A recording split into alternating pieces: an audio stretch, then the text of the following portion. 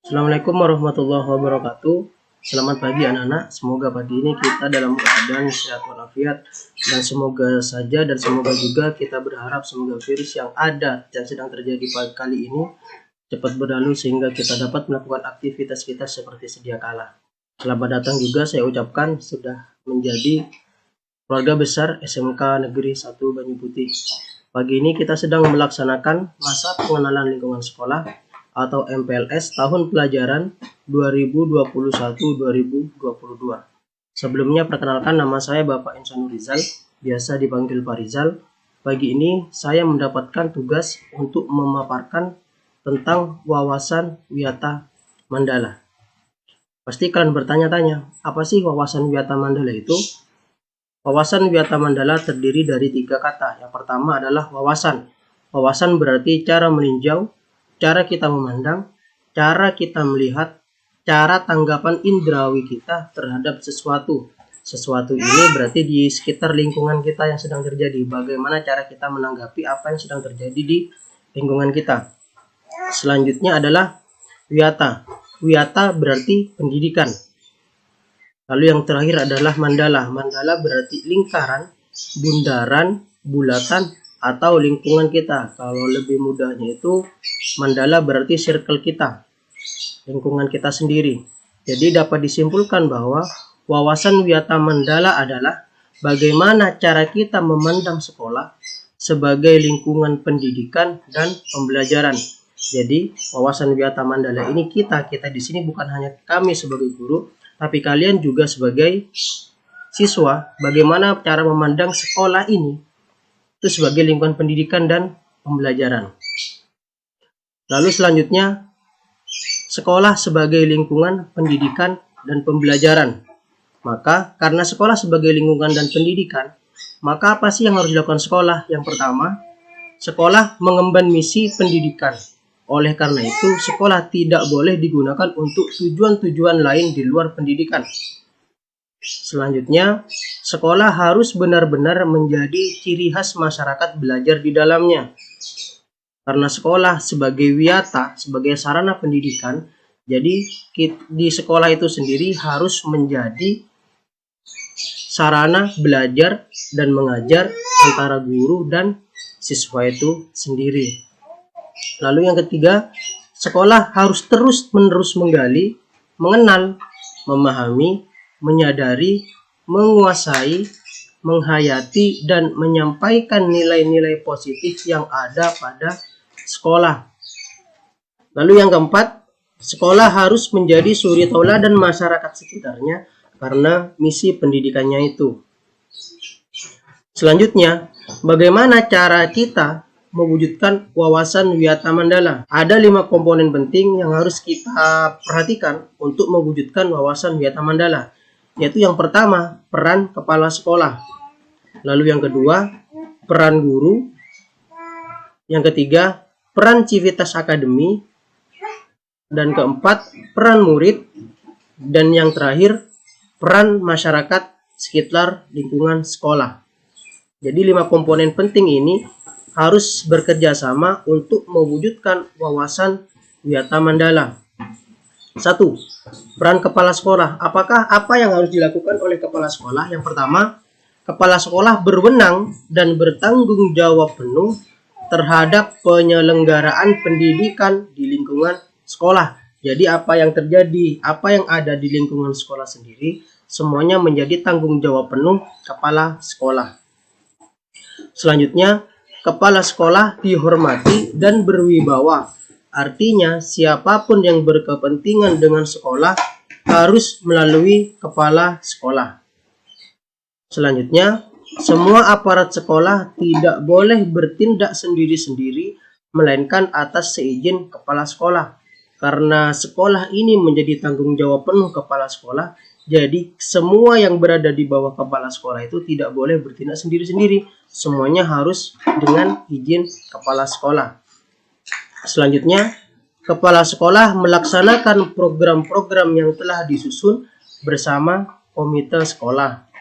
Lalu yang terakhir, menyelenggarakan musyawarah sekolah yang melibatkan pendidik, OSIS, komite sekolah, TOMA, dan pihak keamanan setempat. Jadi di sini kepala sekolah tidak melaksanakan programnya secara sendiri, tetapi merangkul semua yang memiliki kepentingan dengan sekolah. Lalu yang kedua,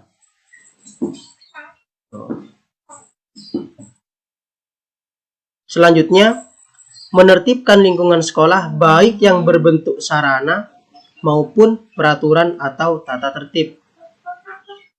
Selanjutnya, kepala sekolah mengadakan rapat koordinasi yang bersifat insidentil intern antara guru, wali murid, maupun siswa sehingga tidak terjadi miskomunikasi antara pihak sekolah dan pihak wali murid. Selanjutnya, kepala sekolah menyelenggarakan kegiatan yang dapat menunjang kegiatan sekolah seperti PKS, pramuka, PMR atau palang merah remaja, paskibraka, kesenian, dan lain-lain. Nomor 2, peran guru. Yang pertama, guru menjunjung tinggi martabat dan citranya, baik sikap dan tingkah lakunya. Selanjutnya, guru menjadi tauladan di masyarakat. Selanjutnya, guru harus mampu memimpin baik di lingkungan sekolah maupun di luar lingkungan sekolah. Yang D, guru digugu dan ditiru, dipercaya oleh diri sendiri dan warga sekolah. Jadi apa yang dilakukan guru mencerminkan apa yang harus dilakukan oleh siswa, sehingga guru harus menjaga citranya dan menjunjung tinggi martabatnya. Selanjutnya yang ketiga, peran civitas akademika. Yang pertama, tata usaha harus mendukung kepentingan administrasi dalam rangka proses belajar mengajar di sekolah. Jadi di sini proses belajar mengajar di sekolah tidak hanya terjadi antara guru dan siswa saja, tapi perlu dukungan dari tata usaha sekolah. Selanjutnya, perangkat sekolah yang lain seperti pegawai, satpam, tukang kebun, piket, dan lain-lain harus melaksanakan hak dan kewajibannya sesuai bidang tugas masing-masing, sehingga keseharian yang terjadi di sekolah dapat berjalan dengan kondusif jika semua aparatur sekolah bekerja dengan baik. Selanjutnya, semua warga sekolah menjalin rasa persaudaraan demi kenyamanan warga sekolah. Lalu yang keempat, peran murid. Murid harus mentaati tata tertib yang berlaku di sekolah tanpa terkecuali. Murid harus sopan dan hormat kepada guru dan warga sekolah yang lain. Murid juga harus hormat dan sopan kepada teman. Jadi hormat di sini tidak hanya pada guru, kepala sekolah, dan staf tata usaha, tapi kepada teman-teman sebaya pun kita harus tetap hormat dan sopan untuk menjaga kondusivitas belajar di sekolah. Lalu yang selanjutnya, murid harus belajar dengan tekun. Murid menyelesaikan tugas yang diberikan sekolah, lalu murid harus menjaga nama baik keluarga dan sekolah dimanapun berada. Dan yang G, ini yang paling penting, murid harus menjauhi narkoba. Jadi kita sebagai murid, kami sebagai guru harus menjauhi yang namanya narkoba.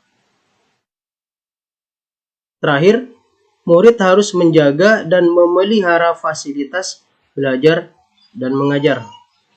Lalu yang I, murid harus menjaga keamanan sekolah. Selanjutnya, melaporkan peristiwa negatif yang terjadi di sekolah kepada OSIS, guru, wakil kepala sekolah, BP, atau kepala sekolah. Jadi semua tanggung jawab, semua apapun yang terjadi di sekolah itu bukan hanya menjadi tanggung jawab guru saja, tapi murid pun harus memiliki rasa tanggung jawab untuk menjaga keamanan yang ada di sekolah. Lalu murid juga harus memelihara lingkungan sekolah. Paling gampangnya, jangan sampai murid itu mencoret-coret tembok atau mencoret-coret meja atau kursi dan sebagainya. Selanjutnya nomor 5, peranan masyarakat. Yang pertama, masyarakat mendukung program dan kebijakan sekolah dalam rangka pemajuan PBM. Selanjutnya yang B, masyarakat memberikan saran dalam pemajuan proses belajar dan mengajar. Jadi di sini sekolah membutuhkan masukan dari masyarakat untuk meningkatkan proses belajar mengajar yang ada di lingkungan sekolah. Selanjutnya, masyarakat ikut menjaga keamanan lingkungan sekolah. Jadi kondusivitas belajar mengajar yang ada di lingkungan sekolah tidak hanya bisa terjadi antara pihak masyarakat, pihak murid dan pihak guru saja, tetapi dalam hal ini masyarakat juga ikut membantu untuk mengkondusifkan kegiatan belajar mengajar yang ada di sekolah. Selanjutnya, masyarakat mengadakan kerjasama dengan pihak sekolah melalui komite sekolah. Sebagai kawasan wisata Mandala, ada 7 program yang harus kita laksanakan. Yang pertama, keamanan dan kenyamanan di lingkungan sekolah. Yang kedua, rasa kekeluargaan. Yang ketiga, kedisiplinan harus ditegakkan di lingkungan sekolah. Keempat, kerindangan lingkungan sekolah. Kelima, kebersihan tempat belajar mengajar. Dan keenam, keindahan. Serta ketujuh, ketertiban dalam melaksanakan kegiatan belajar mengajar. Penggunaan sekolah. Sebagai lembaga pendidikan, maka sekolah tidak boleh digunakan untuk yang pertama, promosi dan penjualan produk yang tidak ada hubungannya dengan pendidikan. Selanjutnya yang B, sekolah tidak boleh digunakan untuk tempat penyebaran aliran sesat dan penyebaran ajaran agama tertentu yang bertentangan dengan undang-undang. Yang C, sekolah tidak boleh digunakan untuk ajang propaganda politik atau tempat berkampanye. Yang D, sekolah juga tidak boleh digunakan untuk syuting film atau sinetron tanpa izin dari pemerintah daerah. Selanjutnya yang E, sekolah tidak boleh digunakan untuk kegiatan yang dapat menimbulkan kerusakan, perselisihan, sehingga suasana sekolah menjadi tidak kondusif. Selanjutnya mekanisme pelaksanaan wisata Mandala di sekolah. Yang pertama, tahap preventif. Tahap preventif ini bagaimana kita melakukan pencegahan sebelum hal itu terjadi, itu namanya tahap preventif. Yang pertama, memelihara sekolah melalui 7K tadi yang sudah disebutkan. Yang kedua, menciptakan suasana harmonis antar warga sekolah. Yang ketiga, membentuk jaring pengawasan. Keempat, menghilangkan bentuk perpeloncoan saat MOS, kalau sekarang sudah berubah menjadi MPLS, masa pengenalan lingkungan sekolah. Yang kelima, mengisi jam kosong dengan kegiatan ekstrakurikuler. Jadi ketika ada jam kosong, siswa tidak hanya berdiam diri di kelas, tetapi digunakan dengan kegiatan yang lebih positif, yaitu dengan kegiatan ekstrakurikuler.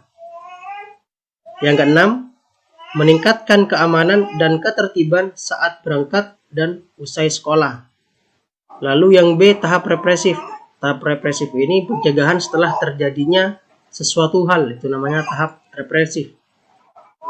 Yang pertama, mendamaikan pihak yang terlibat perselisihan.